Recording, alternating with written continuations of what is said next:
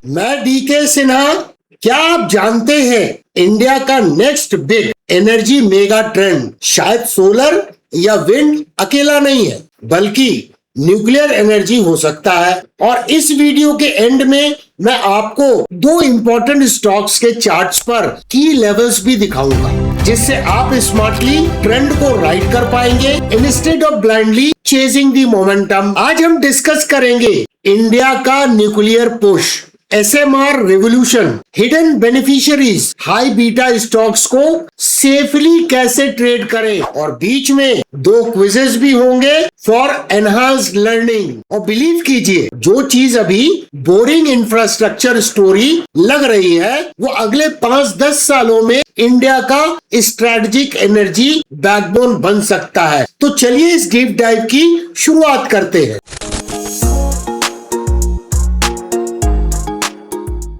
सबसे पहले शुरुआत करते हैं एक ऐसे रियल प्रॉब्लम से जिसकी चर्चा कोई करता ही नहीं है।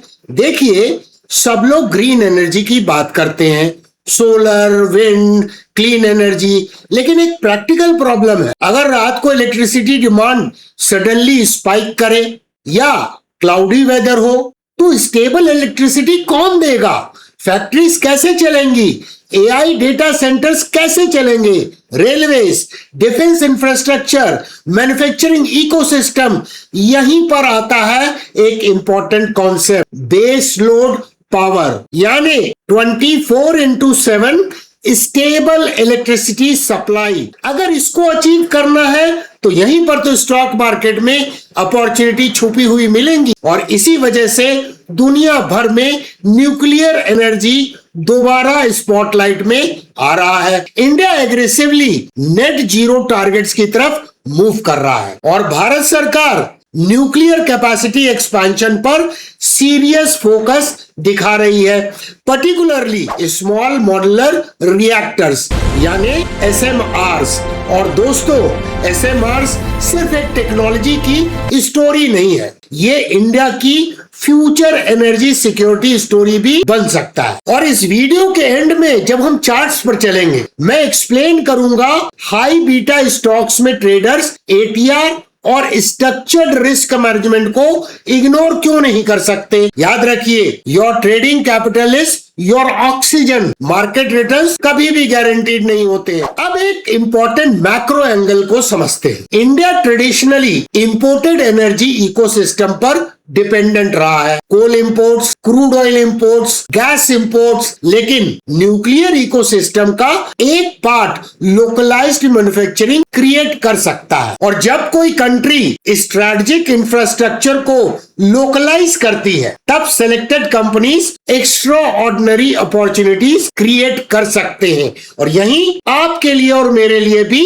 अपॉर्चुनिटी छुपी होगी। लेकिन यहाँ एक एंट्री बैरियर्स बहुत हाई है। हर कंपनी न्यूक्लियर ग्रेड इंजीनियरिंग नहीं कर सकती। Precision, safety standards, regulatory approvals, execution capability, इसमें कुछ सालों का अनुभव काम नहीं करेगा। डिकेड्स लगते हैं क्रेडिबिलिटी बिल्ड करने में। इसीलिए मार्केट सेलेक्टिव इंजीनियरिंग कंपनीज को क्लोजली मॉनिटर करता है। और इसी वजह से स्मार्ट मनी ऑफन थीम से पहले एग्जीक्यूशन प्लेयर्स को ट्रैक करती है, और वही आज हम करने जा रहे हैं। अब जल्दी से पहले क्विज को करते हैं। Which energy source helps provide stable base load power? Option A only solar and wind, option B nuclear plus hydro plus thermal का मिक्स। कमेंट में अपने आंसर को जरूर लिखिए और इंतजार कीजिए, चार्ट एनालिसिस के बाद एक और क्विज आने वाला है। अब सबसे इंपॉर्टेंट सवाल, अगर India aggressively nuclear ecosystem build करता है तो बिगेस्ट बेनिफिशियरीज कौन हो सकते हैं? वही तो आपके लिए अपॉर्चुनिटी होगी। सिर्फ power companies? May be not. कभी कभी हिडन बेनिफिशियरीज ज्यादा पावरफुल वेल्थ क्रिएट करते हैं। Heavy engineering, specialised fabrication, turbines, reactor components, infrastructure, EPC. और इसी कॉन्टेक्स्ट में बीएचईएल और एलएनटी जैसी कंपनीज पर मार्केट की नजर नेचुरली चली जाएगी, क्योंकि इनके पास एग्जीक्यूशन की कैपेसिटी है, इंजीनियरिंग की कैपेबिलिटी है और ऑनेस्टली रिएक्टर बनाना यूट्यूब थंबनेल बनाने जैसा नहीं होता है। यहाँ क्लिकबेट से ज्यादा कंटेनमेंट वेसल इंपॉर्टेंट होता है। और नेक्स्ट सेगमेंट में मैं आपको ऐसी चीज एक्सप्लेन करूंगा जो बहुत कम रिटेल ट्रेडर्स समझ पाते हैं, कब स्ट्रॉन्ग थीम भी डेंजरस ट्रैप बन सकता है। देखिए, न्यूक्लियर थीम एक्साइटिंग जरूर है लेकिन इजी नहीं है। प्रोजेक्ट्स लॉन्ग गेस्टेशन वाले होते हैं, पॉलिसी डिपेंडेंस हाई होती है, एग्जीक्यूशन डिलेज हो सकते हैं और इसीलिए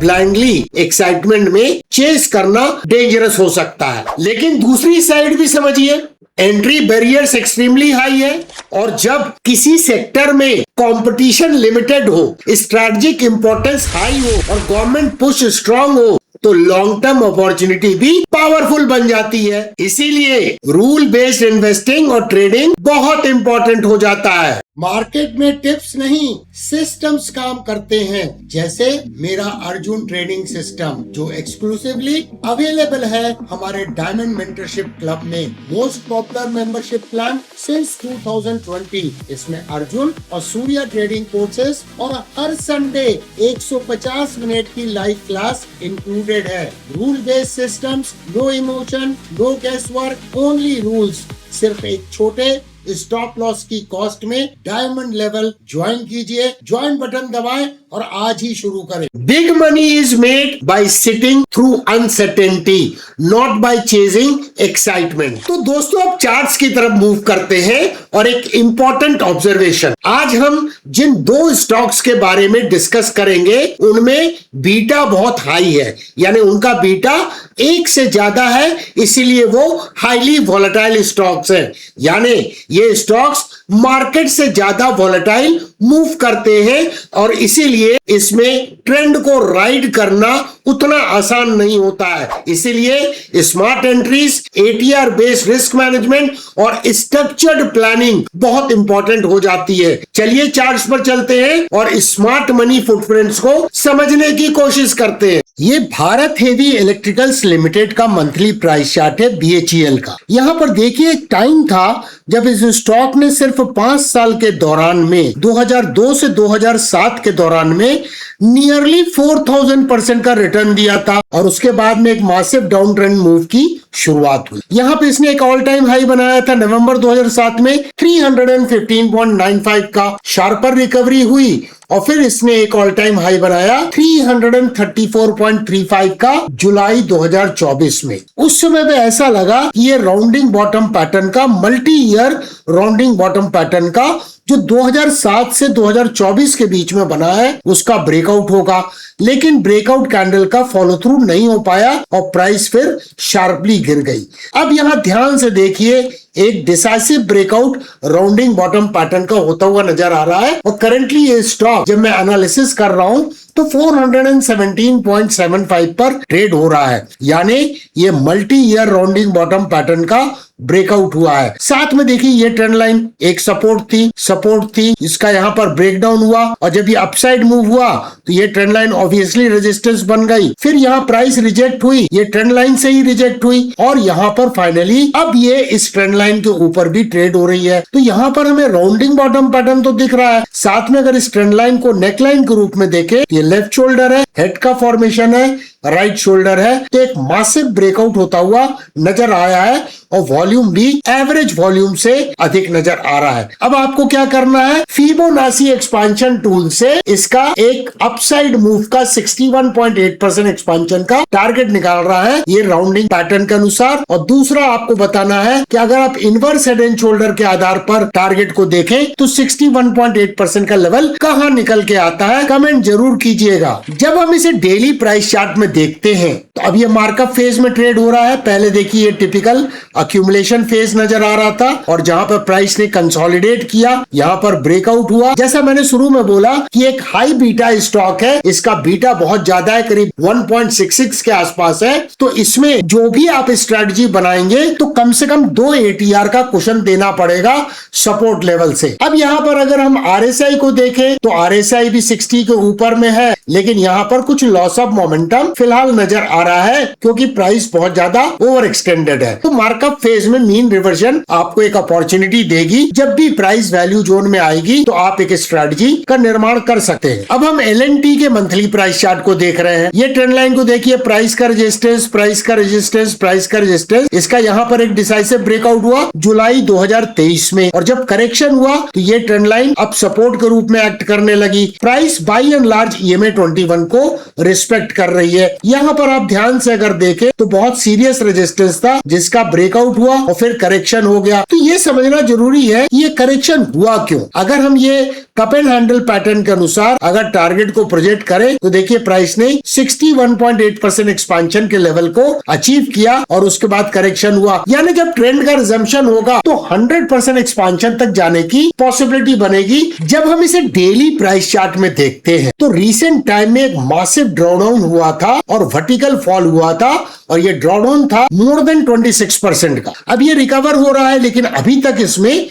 market structure higher highs and higher lows का फॉर्म नहीं हुआ है। इसका मतलब हमें इसमें वॉच लिस्ट में रखना पड़ेगा। पॉजिटिव चीज क्या नजर आ रही है कि ये मल्टीपल मूविंग एवरेज के ऊपर में अब ट्रेड हो रहा है। तो ये जोन जहां पे प्राइस ने कंसोलिडेट किया था, यानी मान के चलिए SMA 200, SMA 233 एक इंपॉर्टेंट सपोर्ट एरिया है। लेकिन याद रखिए यहां पर इसमें एक गैप है। इस गैप को आप ट्रेडिंग स्ट्रेटजी बनाते समय इग्नोर नहीं कर सकते हैं। इनफैक्ट ये जो गैप है ये अपने आप में एक सपोर्ट के रूप में काम करने की संभावना है। ये स्टॉक भी जो है वो काफी वोलेटाइल है। इसका भी बीटा करीब 1.3 के आसपास है। तो जैसा भेल में बीटा 1.6 है तो वहां 2 ATR रखना पड़ेगा। यहां पर भी सपोर्ट से कम 1.5 ATR को आपको कंसीडर करना पड़ेगा। अगर हम मोमेंटम इंडिकेटर को देखें तो यहां पर भी रेंज शिफ्ट नहीं हुआ है और ये मोमेंटम स्ट्रगल कर रहा है RSI 60 के ऊपर जाने में। लेकिन अगर यहां पर देखें स्ट्रक्चर को तो जो ये वर्टिकल फॉल के बाद में बाउंस बैक हुआ है उसके पहले यहां पर बुलिश डाइवर्जेंस RSI पे देखा गया था। यानी ये हेल्दी पुल बैक तो है, लेकिन कंफर्मेशन का हमें इंतजार करना पड़ेगा। अगर एक बार प्राइस ये जो गैप है 4187.2 का, यहां पर इसको अगर निकाल लेती है तो मार्केट का स्ट्रक्चर हायर हाइज का भी बनने की संभावना हो जाएगी। अब आता है आज का second quiz. High beta stocks में वोलेटिलिटी मैनेज करने के लिए कौन सा टूल यूजफुल हो सकता है?